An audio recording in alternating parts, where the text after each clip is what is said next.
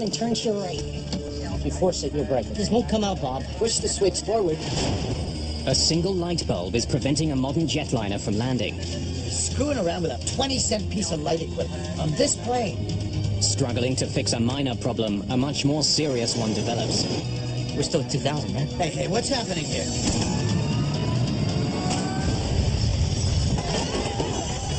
The plane crashes in a remote swamp. Those who survive the crash face a new danger. The swamp has filled with jet fuel. No one light a match! Eastern 401 was a pivotal accident in aviation history. The crash would point investigators to an astonishing danger lurking in all commercial cockpits.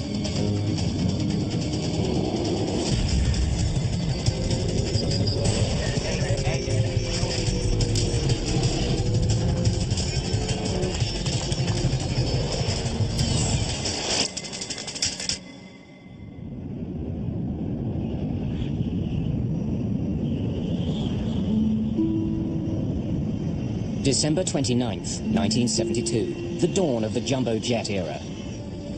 On its way to Florida, this L-1011 TriStar is the most advanced passenger jet in the world. The Lockheed TriStar was a fascinating bird. It was a beautifully flying airplane. It had a tremendous amount of power and a lot of innovation to it. The cabin of this Eastern Airlines jet is large and quiet. The service is first-rate. Bob Loft is the captain for Eastern Airlines Flight 401. He's been with the airline for more than 30 years. His first officer is Albert Stockstill. His second officer is Donald Repo. The jet has left the bitter cold of New York behind and is now descending towards Miami. Welcome to Miami. The temperature's in the low 70s, and it's a beautiful night out there tonight. Go ahead and throw mark.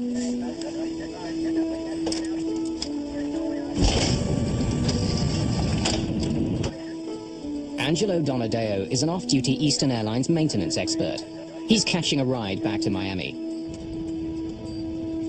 There are 176 people on board tonight's flight. Most are heading south for New Year's.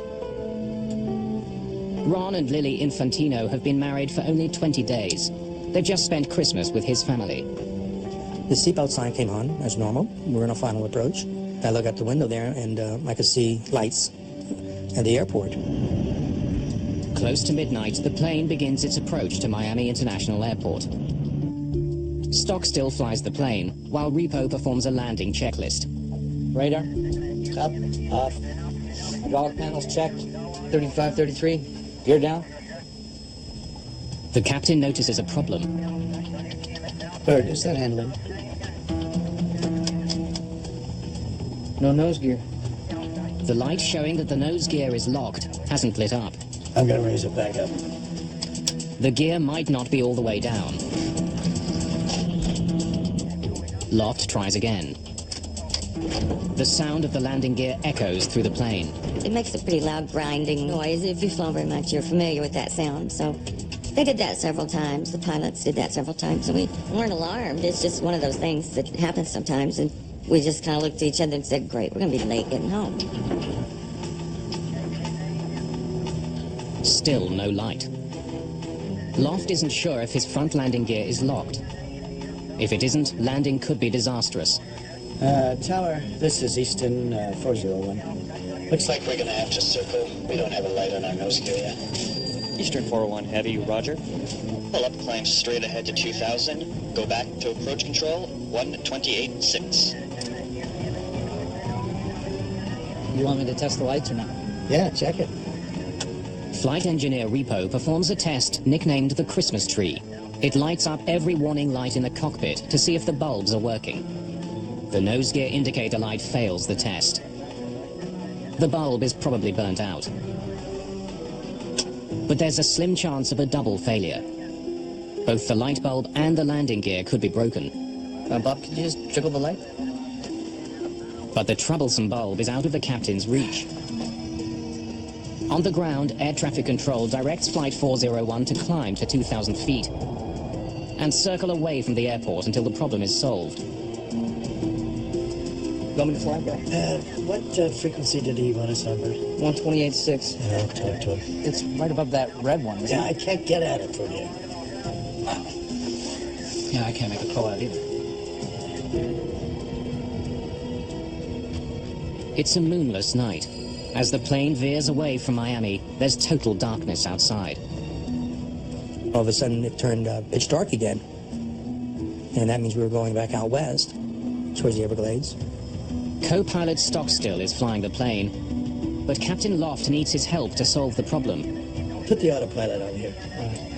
The TriStar is equipped with the most sophisticated autopilot in history. It actually has the ability to land the plane on its own. Stockstill programs it to fly at 2,000 feet. Now, see if you can get that light out.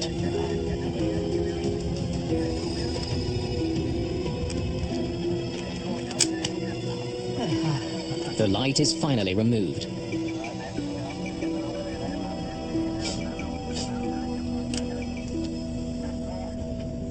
Richard Pragluski is an aviation engineer. He takes this flight regularly and can tell that the plane is experiencing technical problems. He was heading out towards the Everglades. I knew there was something wrong with the plane, because if you have a delay, they'll circle the plane. The irritating problem isn't getting better. Now Stockstill can't get the light back in. Now, push the switch just forward. Okay. You got it sideways then. Eastern 401, turn left, heading 300. Okay, 300, Eastern 401. Hey, get down there and see if that damn nose wheel is down. The electronics bay on the plane is underneath the cockpit. The room, nicknamed the Hellhole, is a unique feature on wide-bodied jets. The front landing gear mechanism can be seen from there. You got a handkerchief or something so I can get a little better grip on this? Hold down and turn to your right. Anything I can do it with? Turn to your left one time. Get down there and see if that damn This thing... won't come out, Bob. If I had a pair of pliers, I could cushion it with that I can Kleenex. give you a pair of pliers, but if you force it, you'll break it. Just believe To me. hell with it, to hell with this. Get down and see if we're lined up with that red line. That's all we care. Screwing around with a 20-cent piece of light equipment on this plane. As the crew struggles to fix the problem. In the cabin, Richard Pragluski sees something peculiar out of his window.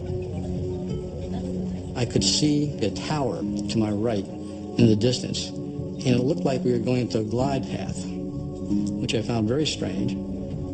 Pragluski has noticed something the pilots haven't. The plane is getting closer and closer to the swamp below. Eastern Airlines Flight 401 is flying over the Florida Everglades. Below it, nothing but a dark, deserted swamp. To passenger Richard Pragluski, something doesn't seem right. I felt it kind of strange that they hadn't made any announcements.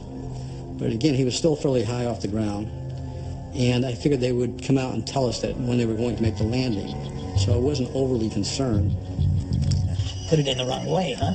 Looks square to me. Can't you get the whole line down? I don't know what the hell's holding that damn thing in there. It's always something. We could have made schedule. Without a green light, they still don't know if their landing gear is locked.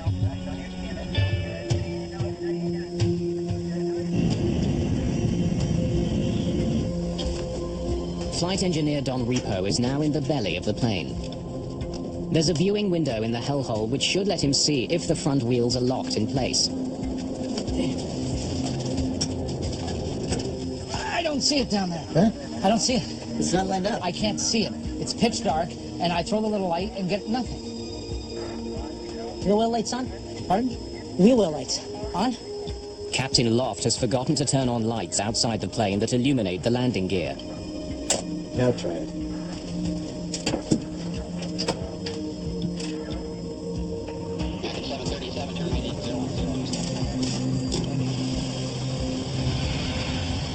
At Miami International, controller Charlie Johnson has just finished dealing with another troubled jet. National 607 has landed without incident. Fire trucks were deployed, but they weren't used. He notices that Eastern Airlines Flight 401 seems to have dropped from 2,000 feet to 900. But he's not overly concerned. It's not unusual to get false readings for several radar sweeps in a row. Eastern 401, how are things coming along out there? Okay, we'd like to turn around and come back in. Captain Loft believes that he'll soon get confirmation that his gear is locked. He wants to return to the airport. Eastern 401, turn left, heading 180.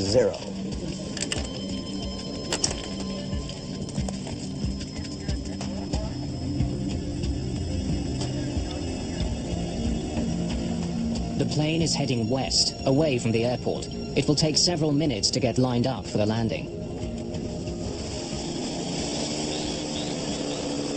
Deep in the Everglades, Bob Marcus is hunting frogs with a friend. Eastern Airlines Flight 401 roars past. I just saw the lights blinking across the sky, and it's a black. There's no horizon in the west, and you can tell how high the plane was.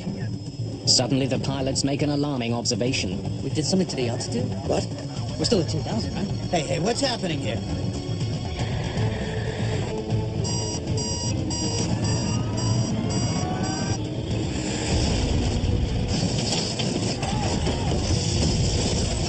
I see the lights in the cabin just flickering on and off, and I heard a noise. It was a violent whipping sensation. Then all of a sudden, all hell broke loose.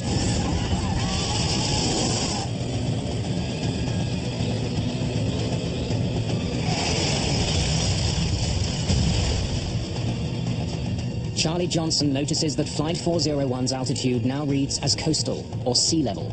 Eastern 401, I've lost you on the radar there, your transponder. What's your altitude now? There's no response from Eastern 401.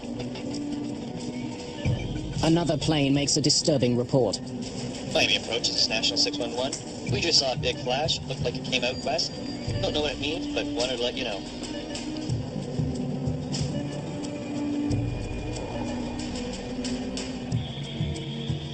In a dark, remote swamp, those who survived the crash find themselves in a nightmare.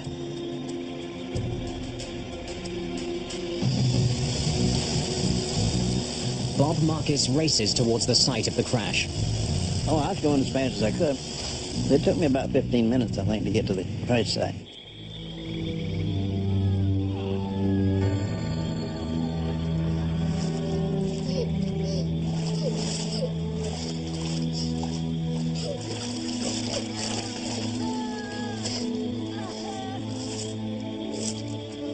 Remarkably, Richard Pregluski is alive.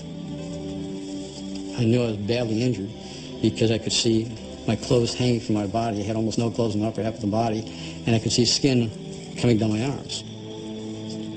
And I also knew that when you're in shock, you feel no pain. So I knew I really was seriously injured, and I started thinking, I said, well, the pain will come later, but how do I keep calm and get out of there, because the longer I'm in that swamp, in the condition I'm in, the more danger I'm in. When the plane crashed, a huge fireball tore through the cabin.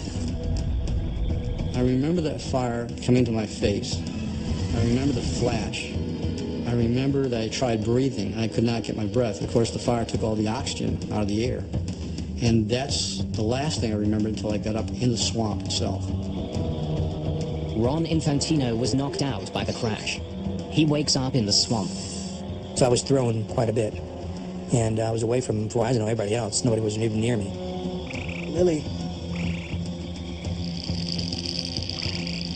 Lily.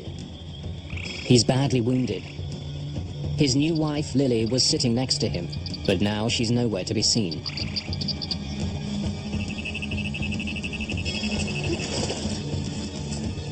Swamp water doused the initial flames. But 20,000 kilograms of jet fuel has now leaked into the swamp. A single spark could start a deadly blaze. No one light a match! We're covered in jet fuel! What a sad thing to come through that crash and then have somebody do something stupid like strike a match and have us all just blow up. That was the real fear. Hoping to help the survivors, Bob Marcus jumps into the swamp. He immediately feels the sting of the jet fuel on his skin. It burnt my legs. I had to treat my legs for burns for about a week. Marcus quickly spots a survivor who's in grave danger.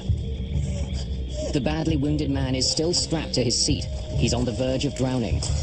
And his head kept dropping down in the water. He came up, he said, "Help me. Can't hold my head up much longer," and then drop back down in the water. So I helped him, I pulled him up. Don't worry. I got you. Bob Marcus saves dozens of lives, preventing many people from drowning.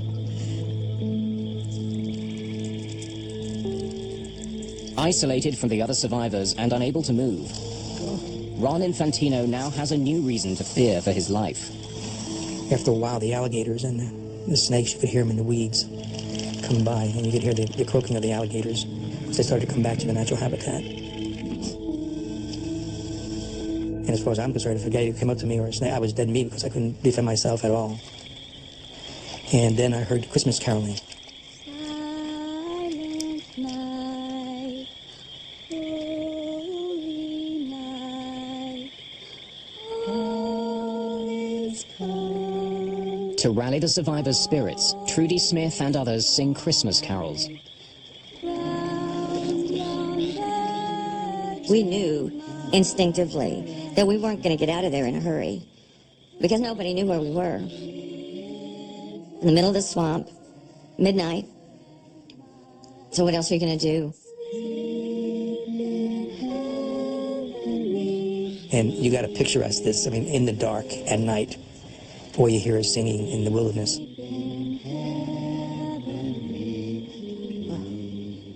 It was like you're on the Titanic going down type of thing, you know? It was unbelievable. Within minutes, Coast Guard helicopters are sent out in search of the crash site. But in the pitch-black night, they can't find the wreckage. Bob Marcus tries to signal the distant helicopters. But I could see where they were, and they were going the wrong direction. And I just waved the light at them until I saw them turn and head back towards us.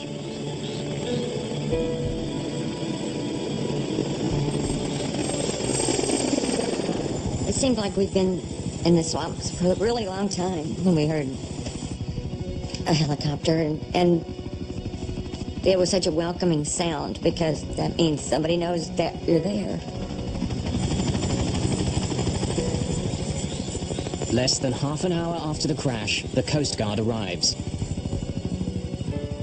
But the nearest landing site is 100 meters away. Marcus rushes to meet the helicopter and ferry the rescuers back to the crash site. His first passenger is rescue worker Don Schneck. I made it to the airboat. He asked me, where are all the rescuers? And I said, this is it, let's go.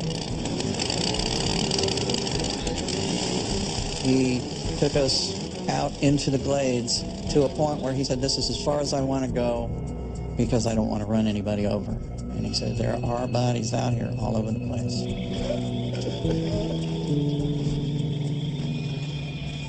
Don Schneck starts searching for survivors. I approached the large object that I had seen at a small distance and realized it was the nose section of the aircraft. He's amazed to discover that Captain Bob Loft has survived the crash.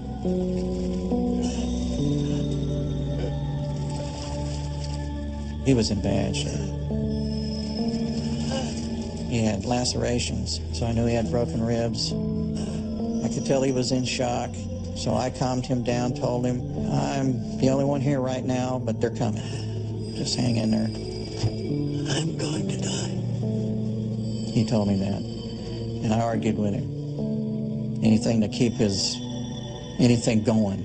It just made me feel so inadequate because it was just me. I turned around and I looked back towards Miami and thinking, where in the heck is everybody? And at that time when I looked, I must have seen 50 lights coming. And I went, thank God. First Officer Bert Stockstill was killed during the crash. Captain Bob Loft soon dies at the scene. Angelo Donadeo and Don Repo have survived and are taken to hospital. In all, 77 people survived the crash. 99 people are killed. By dawn, all the wounded have been transported to Miami hospitals. Ron Infantino is one of the many who are struggling to survive. Priest comes over and does the last rites. So right then I knew I was in bad shape. And it's a scary thought. And of course at that time I'm still asking for Lily, you know, had they seen her? There was such a madhouse there that night, you could imagine. Lily. Where's Lily?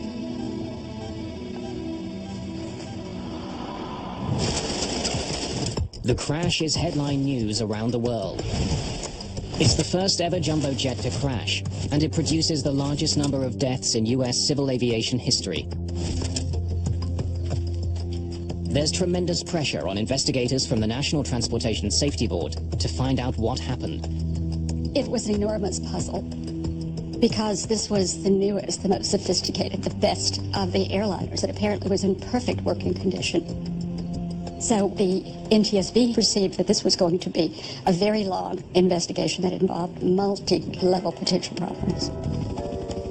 The crash site itself is an important clue for investigators arriving at the scene. The trail of debris is enormously long. That suggests that the plane hit the swamp almost in the same nose-up position as it would while landing at an airport. Its descent was clearly slow and gradual. NTSB investigators have documented the final settings for many of the instruments in the cockpit. They discover that the autopilot was set to maintain an altitude of 2,000 feet. So why didn't it? Maintenance expert Angelo Donadeo is interviewed. All he can tell investigators is the crew was trying to fix a light bulb before the crash. Within days, the plane's 2 black boxes are recovered. Investigators hope they will provide some answers. Before they can extract the data, flight engineer Don Repo dies in hospital. Ron Infantino is given some devastating news of his own. The body of his wife Lily has been found under the plane's wing. She was just a wonderful person. I was 27 years old, and she was the same age, and it was actually my first love.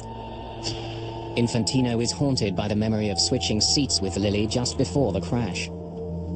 They had swapped seats quite casually earlier during the flight when she had gotten up to go to the restroom. She was thrown into the swamp and drowned, and he lived.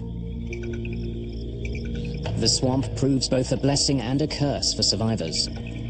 That's what saved most of the lives, actually. Because the plane broke up, it absorbed all the energy. And the mud absorbed it, and the plane just dispersed. The swamp water is so thick with mud, it also clogs survivors' wounds, preventing many from bleeding to death. But there's a deadly new threat facing some survivors. Their wounds have become infected, contaminated by a deadly organism found in the black mud of the Everglades. The organism produces an infection called gas gangrene. It can kill a person in just 2 days. Gas gangrene can only be destroyed in a hyperbaric chamber. It's a pressurized container that gets filled with high levels of oxygen. The oxygen gets forced into the wounds and kills the bacteria. 8 of the surviving passengers are infected with gas gangrene. Hyperbaric chambers must be found for all of them. The only other way to save patients is to amputate the infected limb. Ron Infantino's arm is badly infected. Doctor came in and says, well, we've diagnosed it as gas gangrene. He says, we got to take your arm off immediately or have to get you to a hyperbaric chamber. Unfortunately, he says, the only hyperbaric chamber is at Mercy Hospital, and that's all been taken advantage of. Unless doctors can find a chamber soon, Infantino will lose his arm. While doctors search for a chamber for Ron Infantino, investigators examine what's left of the plane. They test its flight controls, engines, instruments, and its electrical and hydraulic systems. The plane was virtually new. It was in perfect condition. There was no mechanical reason found that would have caused the crash. In fact, some parts of the plane are in such good condition that the NTSB gives them back to Eastern Airlines so they can be installed on other airplanes in its fleet.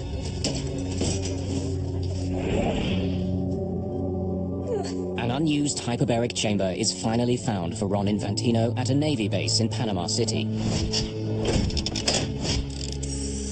He spends 40 hours in the chamber. The pressurized oxygen kills the bacteria and saves his life. Gentlemen, we have 3 causes of the crash to explore. A state-of-the-art jetliner plunged 2,000 feet without the crew noticing. Investigators know the plane was mechanically sound. They now focus on other possible reasons for the unobserved descent. At the top of the list is subtle incapacitation of the pilot. The autopsy of Captain Bob Loft has yielded a gruesome discovery. Captain Loft had a large, undetected tumor growing in his brain. It pressed into the part of his brain responsible for sight. Medical records revealed that between the ages of 50 and 52, vision in the pilot's left eye had rapidly deteriorated. Doctors believe that the captain may have had reduced peripheral vision. The tumor could have created blind spots. As his attention became focused on the malfunctioning light, he may not have noticed dire warnings on his altimeter.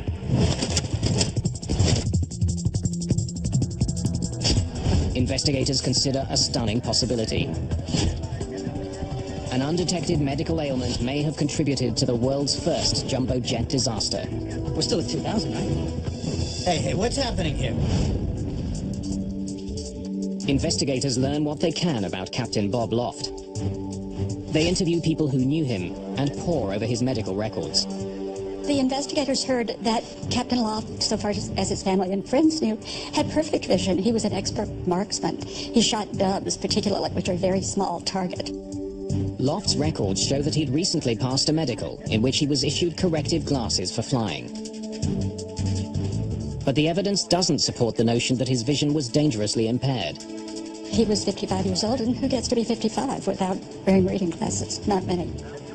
Dr. Joe Davis, who did the autopsy, told me that even though the tumor was pressing on areas of his brain that control vision, there was no reason to think that it had yet begun to affect those. He felt it had nothing to do with the accident.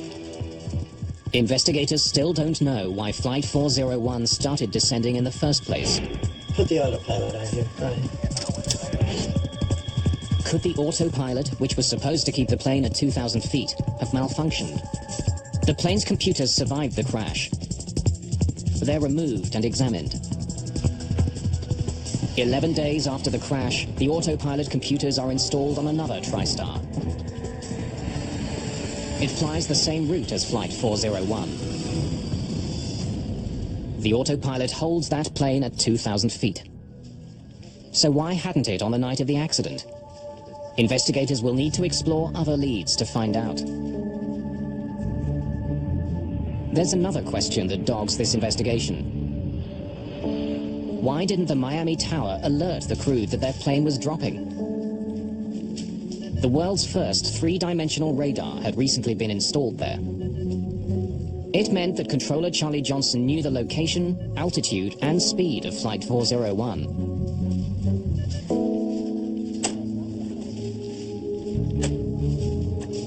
National 607 is declaring... Investigators study recordings of Johnson's conversations Fire and ambulance sent out right away. and discover that on the night of the crash, it was another plane that demanded most of his attention.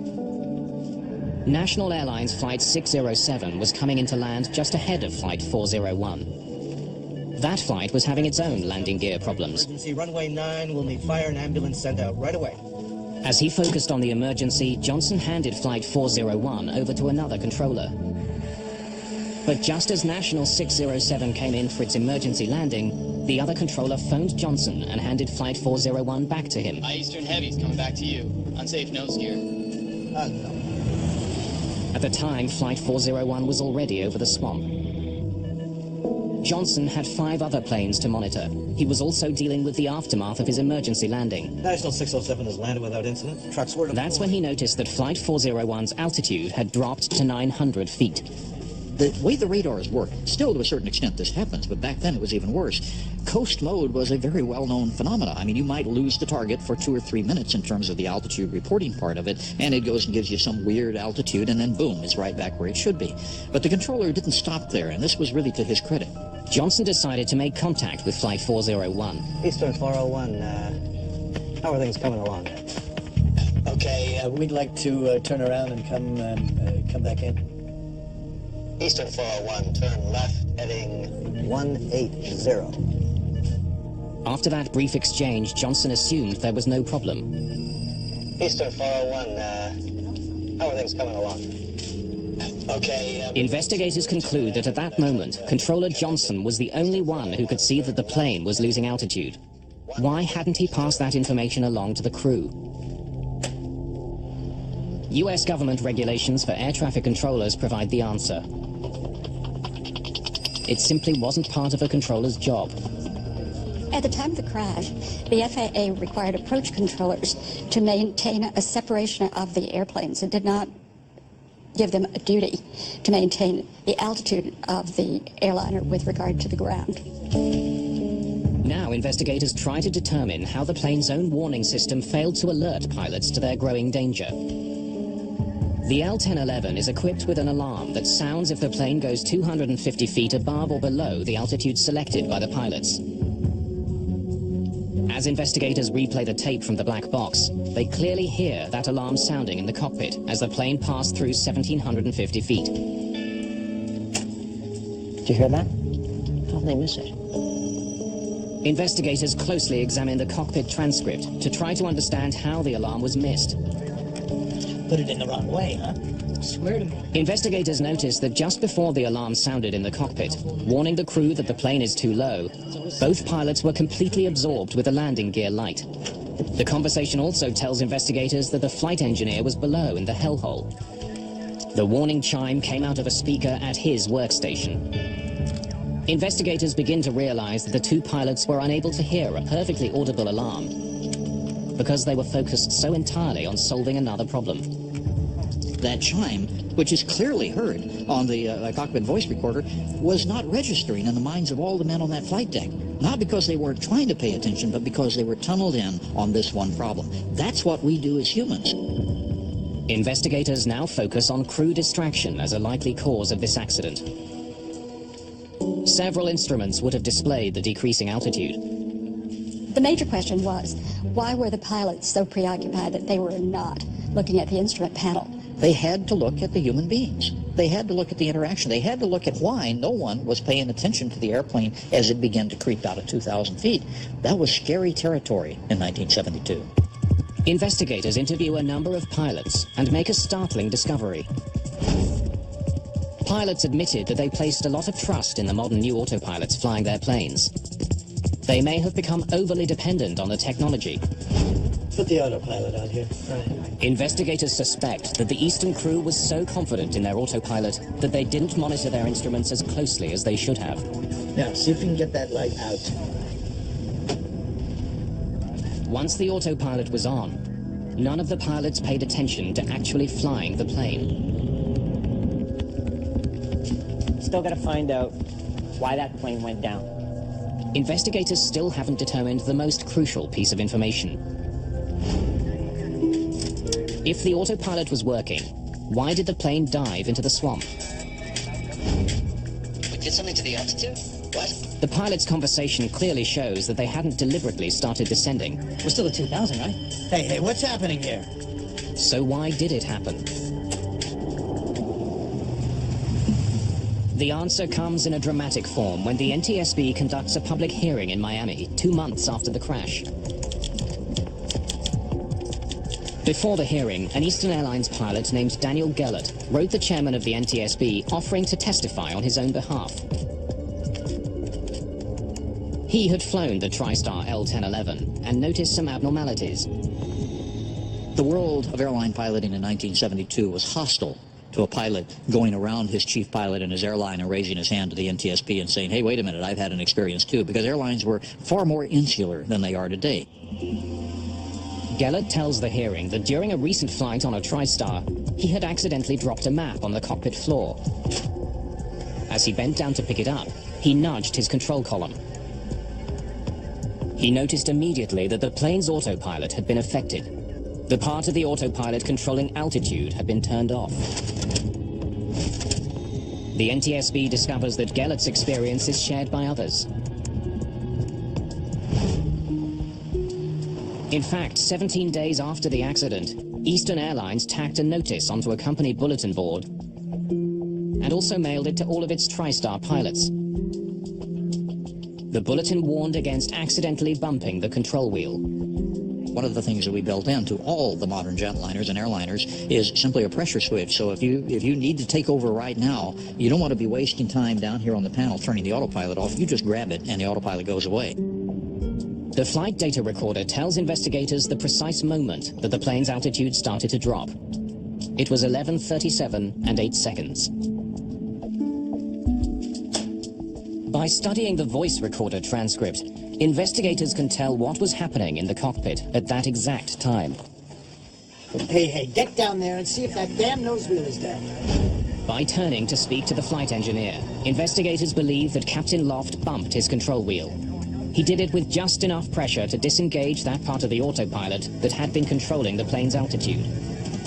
Without anyone realizing it, a simple nudge of the control wheel started a gradual descent. On a dark, moonless night, the pilots had no visual cues to tell them they were falling. It was determined that occasionally, with just a soft bump, an autopilot had been disengaged. So before the crash, it wasn't part of the training? A training director for Eastern Airlines eventually reveals that before the Everglades crash, pilots were never taught that a bump could disengage the autopilot. The NTSB comes to a sobering conclusion. The plane crash was due to pilot error. The crew was distracted. They mishandled the plane's sophisticated automation, and they hadn't been properly trained. Eastern 401 was a pivotal accident in aviation safety history, and we really didn't know this for about 10 or 15 years in terms of the true import of what it did to us in focusing our attention on the fact that the way we handled things in a cockpit was not only not correct, but it was dangerous. Investigators also make a disheartening find. When the nose gear indicator light assembly is examined, they discover that a light bulb inside is burnt out. Go ahead and throw them out. Flight 401's landing gear was locked. The plane could have landed. The only piece of the plane that failed was a $12 light bulb. The full legacy of Flight 401 will take years to unfold. It will ultimately alter how pilots are trained and how accidents are investigated. But first, the tale of Eastern Airlines Flight 401 will take a very bizarre twist.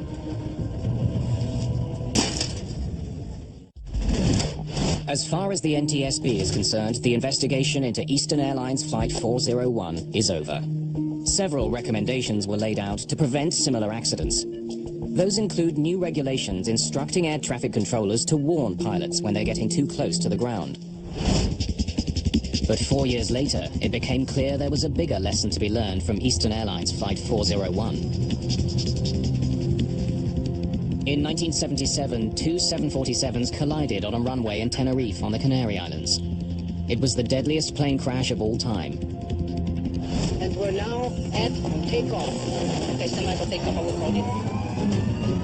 1736, report when runway clear. That accident was caused by a string of miscommunications in the cockpit. Is he not off, then? Is he not off? They found America. Investigators established that 70% of crashes were due to pilot error.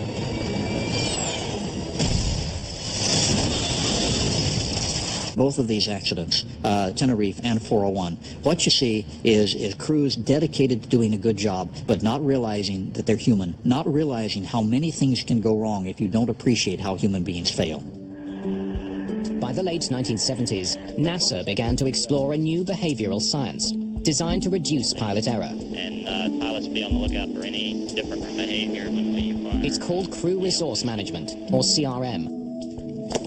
Crew resource management simply means that we're not going to have one pilot leading and everybody else following. It means that the captain has to be a leader and listen to and interact with his subordinate crew members, and the subordinate crew members have to speak up.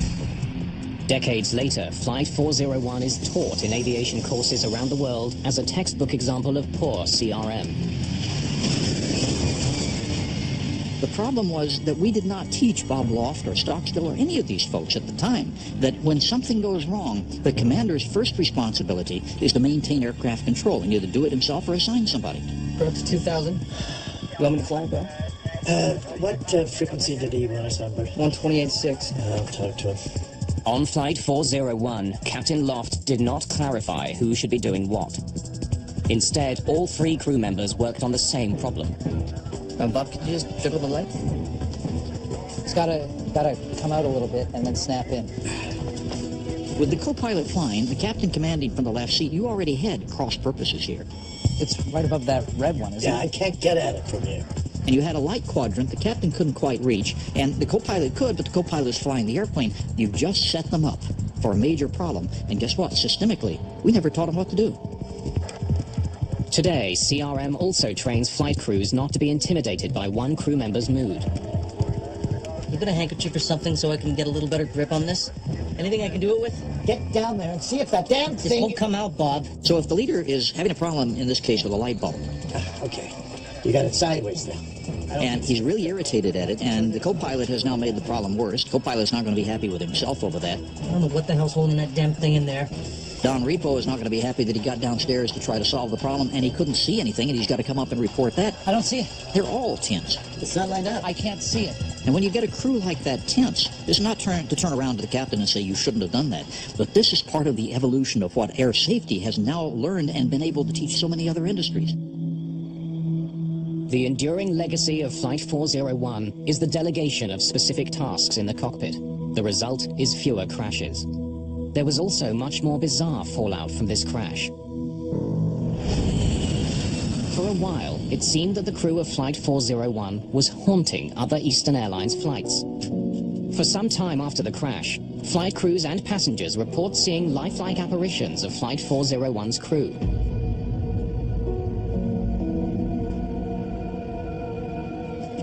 Many of the ghost sightings were on aircraft fitted with recovered parts from Flight 401. The ghost stories spread quickly. One book devoted entirely to those stories suggests that the ghosts were there to protect passengers and crew from further mishap. The official reaction at Eastern Airlines to these ghost stories was one of absolute eye-rolling denial in public, and in private, a certain bit of panic. There are so many ghost sightings that eventually Eastern Airlines removes Flight 401's cannibalized plane parts from all other aircraft. None of those who survived the crash will ever forget the horror they witnessed in the Everglades that night. And 35 years after their ordeal, many of them returned to that swamp to finally recognize the heroic efforts of Bob Marcus. We're here today to recognize and to say thank you. Many of the ones who lived because Robert Marcus was there with his airboat. He saw them drowning and decided that the thing that he could do would be to save the ones he could save. Robert Marcus was the kind of person that I hope that all of us ultimately would be if we were confronted with that sort of thing, but he drew on some special courage to do what he did. He was one of the true heroes of the crash.